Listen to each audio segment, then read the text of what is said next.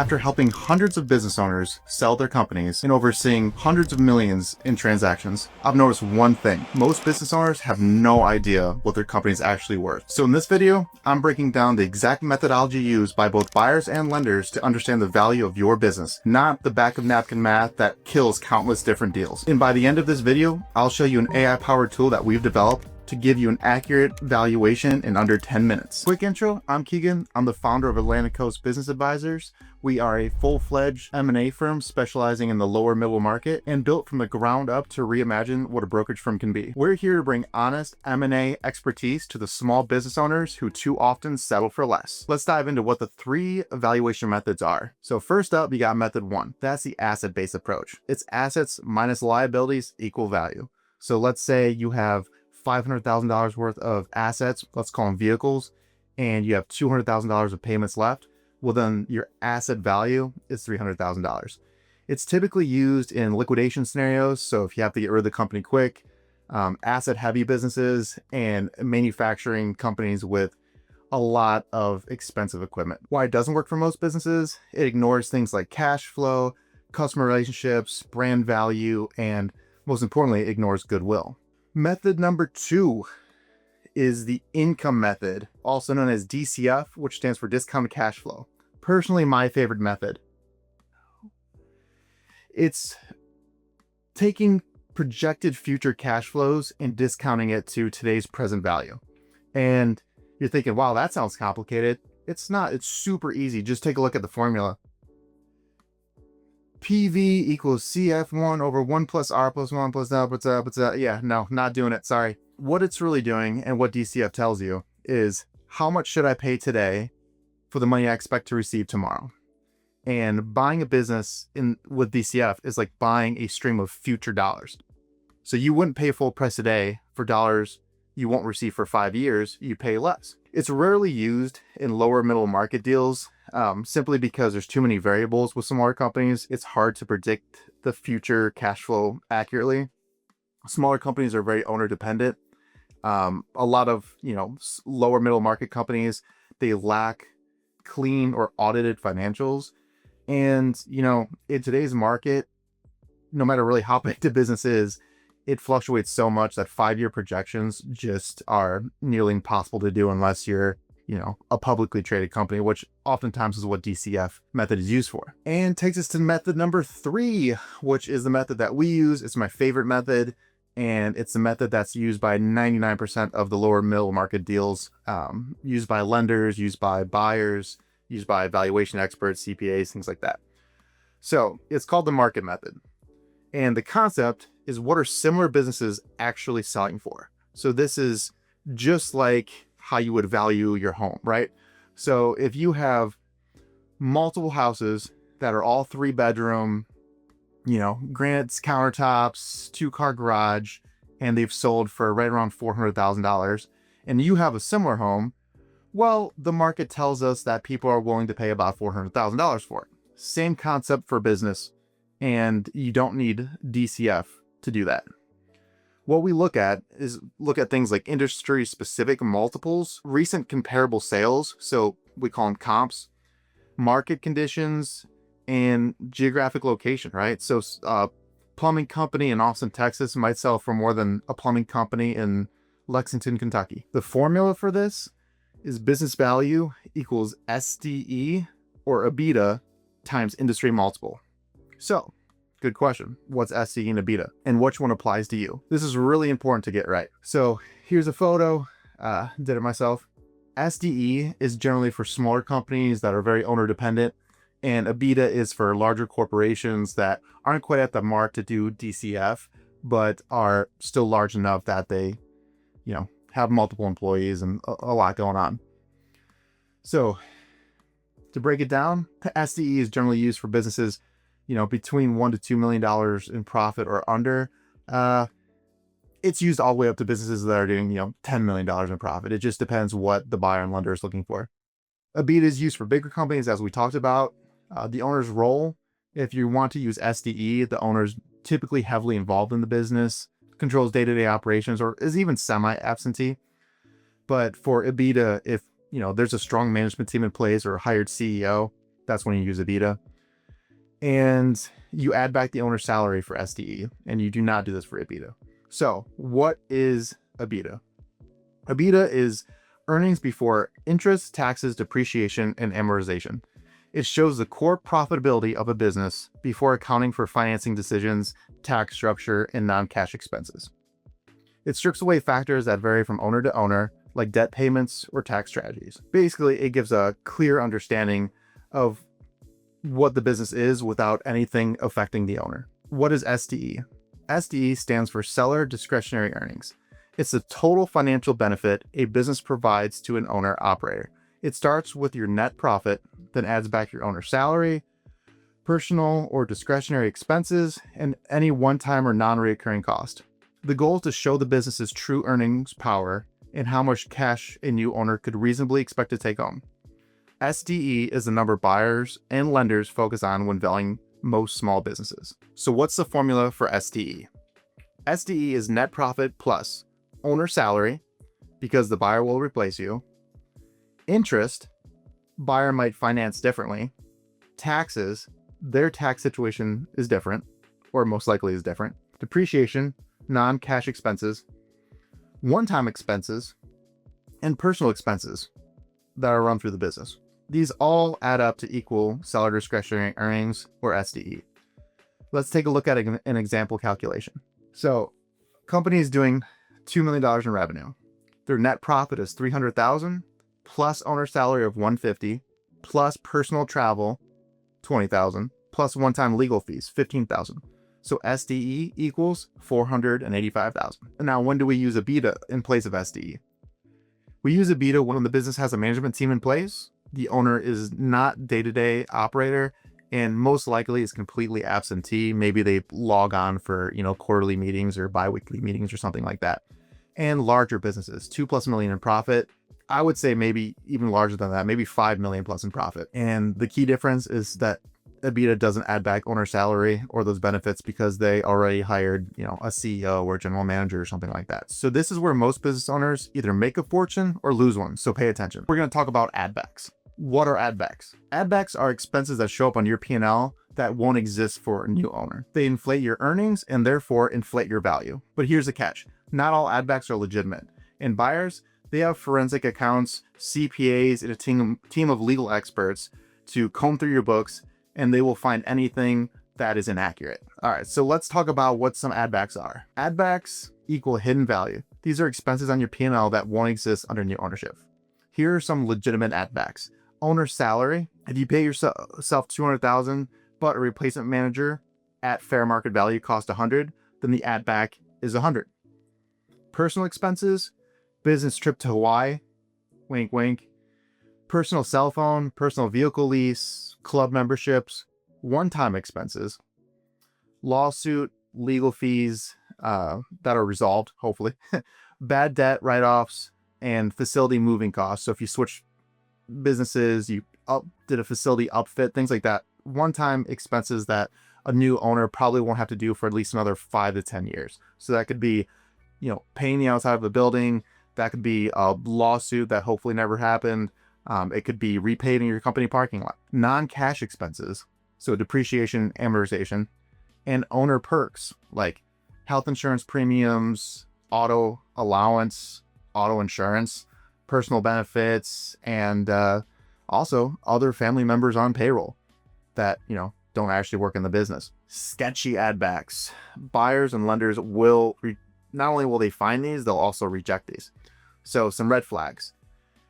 I could charge more if I wanted to. Potential revenue is not an add back.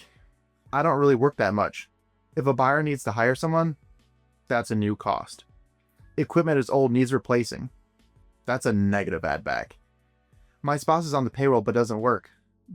Be ready to explain and prove this. The biggest thing about add backs that everyone needs to remember is that as long as there's an audit trail and you want to classify something as an add back, you have to be prepared to prove that. So that can be, documents, receipts, clock in, clock out logs, all those kind of things. But as long as they're recorded and put together in a simplified format that's easy to show and explain to both buyers and lenders, then you can get away with the most add backs. Now let's talk about negative add backs, the silent killers. And did a warning here. Add backs can go both ways. So expenses not on your books, but should be. So, deferred maintenance, that $100,000 roof or $50,000 roof repair, that's a negative add back because that's a new expense that the new ownership is going to have to take on probably immediately. Below market rent. A lot of business owners own the real estate that the business operates out of. And because you own it, you give yourself, a discount on rent. And, not judging, I do it too. But if, your rent should be $5,000 and you're charging yourself or the company $2,500, well, a new owner is going to have to pay $5,000. So it's $2,500 times 12 is the negative add back towards SDE. Underpaid staff, little Betty in the back who you've been working like a dog for 20 years and you're only paying her $50K, but the market rate is $80. Well, a new owner's probably going to have to bump her salary to keep her as a key employee or just as an employee. And so, that $30, $40, $50,000 difference that you might be underpaying somebody is a new expense that the new owner is going to have to incur. And owner working below market.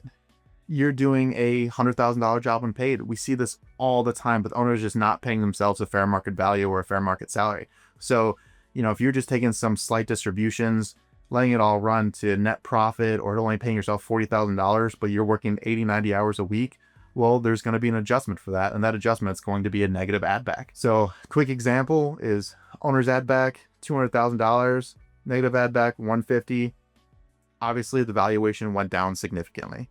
So when you're calculating add backs, be honest, be conservative, because buyers and lenders, they'll find everything. Okay, now you understand the math. But here's the thing.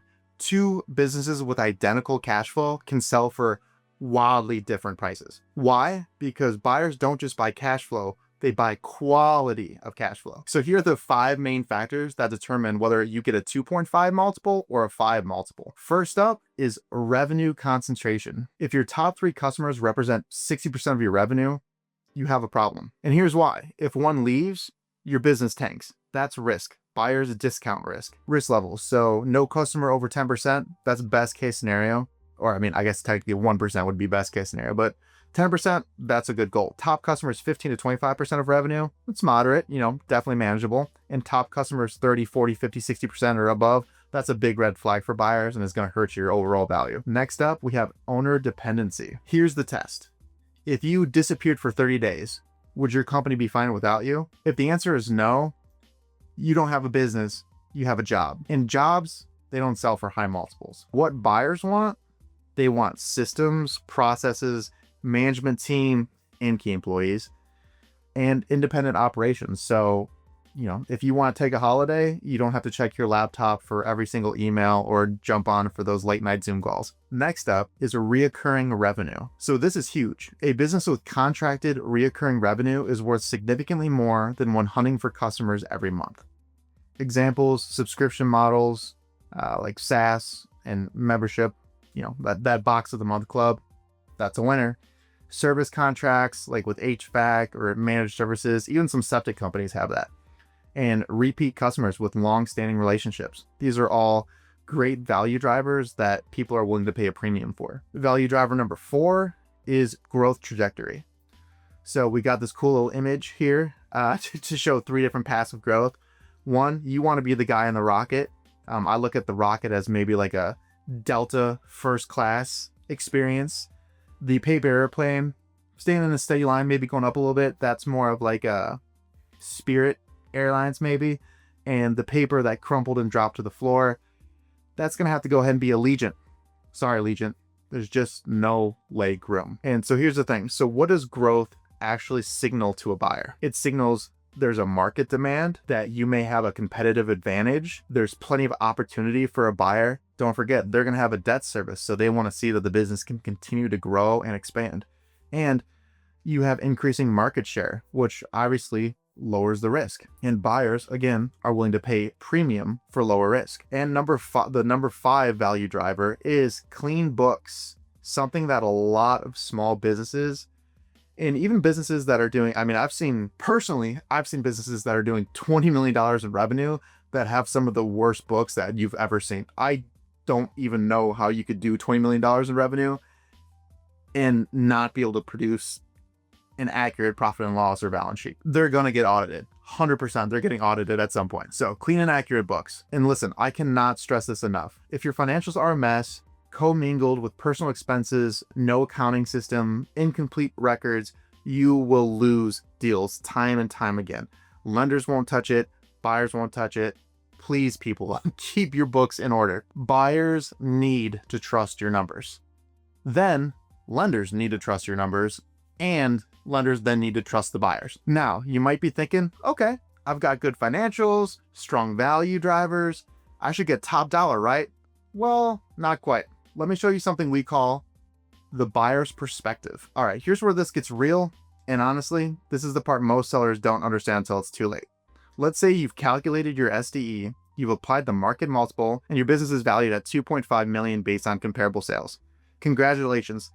That's what the market says it's worth. But here's the uncomfortable truth. Just because the market says your business is worth 2.5 million doesn't mean a buyer can or will pay 2.5 million. When we work with buyers, we don't just look at what the business is worth. We ask, what is the most irrational, keyword, buyer is willing to pay given the risk of the new debt service they're taking on? Because here's what sellers often forget. When someone buys your business, they're not writing a check from their savings account.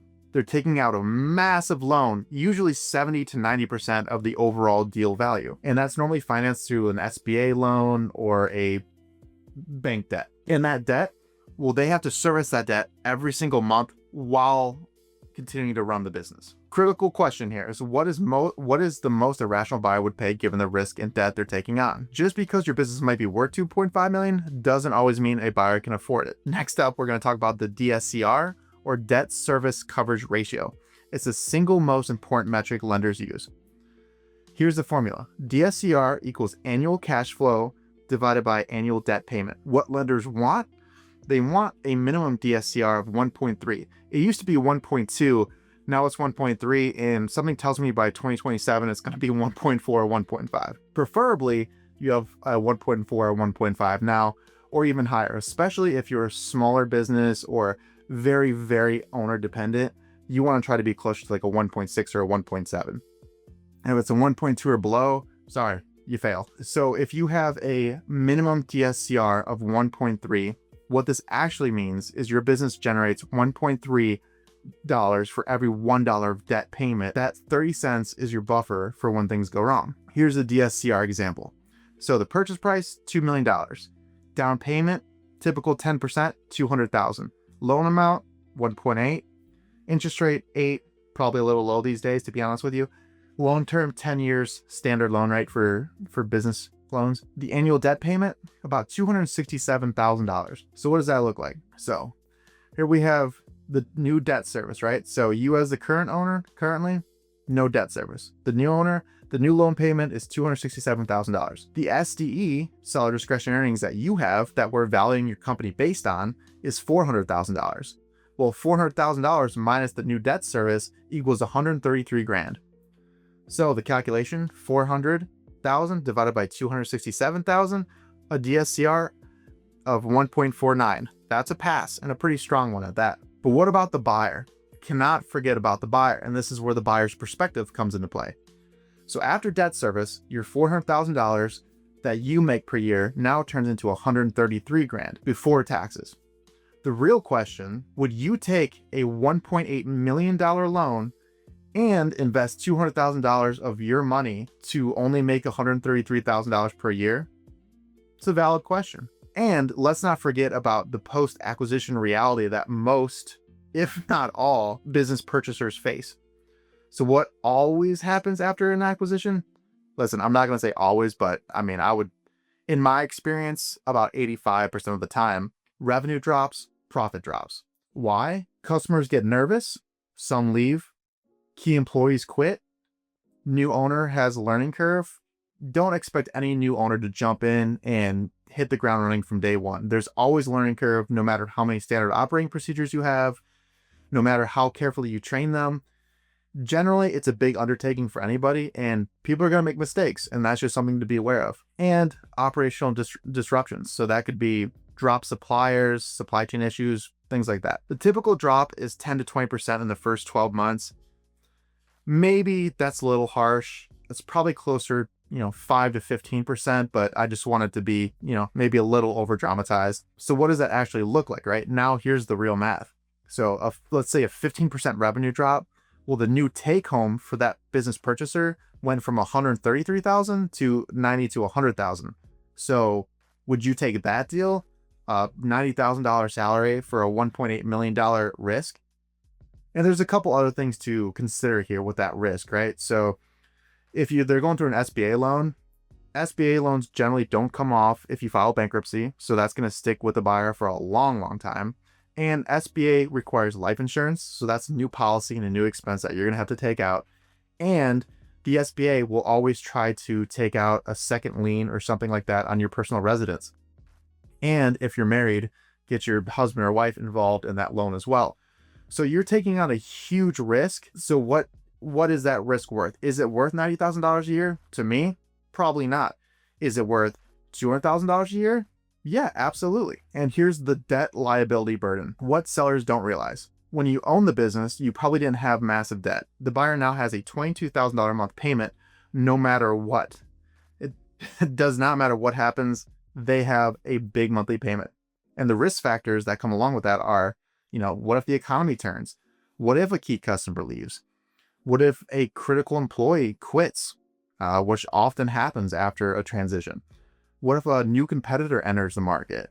Or what if, the owner's health starts to fail? That has happened multiple times. And I've seen businesses go under 6, 9, 12 months after a sale because, some kind of dramatic life event happened to the new ownership. And, just something to consider. If the business can't cover its own debt, the buyer loses everything. Down payment, livelihood, personal assets, bankruptcy. It's not a pretty picture. So what is the true valuation range? Step 1, we take the market-based valuation method and use comparable data. So let's say 2 to 2.5. In step 2, we do the buyer's perspective and the DSCR analysis. What's the maximum affordable price someone would be willing to pay for this business? Let's say it's 1.8 to 2. And don't forget, the buyer's perspective will also take into consideration working capital requirements dependent on the deal structure. And then step 3 is find out where these overlap. And we come up with a realistic selling price of $2 million. So some key insights: the market value equals what it's worth. Buyer's perspective equals what a buyer's willing to pay for it. All right, now let me rapid fire the mistakes that I personally see constantly. Mistake number 1, confusing revenue with value. Here's a quote that I hear way too often. Maybe the numbers are a little bit different, but I hear it. I do 5 million in sales, so it's worth 5 million. Wrong. Buyers care about profit, not revenue. Mistake number 2, using outdated multiples, or just multiples that you heard from somebody or some, chat GPT told you. I heard businesses sell for 3 times. It's way too vague. Multiples vary wildly by industry. So for example, a SaaS, or as I call them SaaSies, 4 to 8 times EBITDA, manufacturing 3 to 5 times EBITDA, home service 2.5 to 4 times SDE, restaurants 2 to 3 times SDE, and just for good measure, CPA firms, they normally sell for 1 times revenue. So yeah, it's all over the place. Mistake number 3, overvaluing potential. This could easily do 2 million profit if someone just, nope. Buyers pay for proven performance, not hypotheticals. Do it first, then sell it. And mistake number 4, ignoring working capital. This kills a lot of deals. Your valuation equals 2 million, but you can't take all the cash and leave the buyer with all the payables. You need to leave normalized working capital. Could be $100,000, $200,000 or more. Sellers often forget this, and they're in for a rude awakening as you get towards closing. Mistake number 5, my business is different. Every owner thinks this. Market comps don't lie.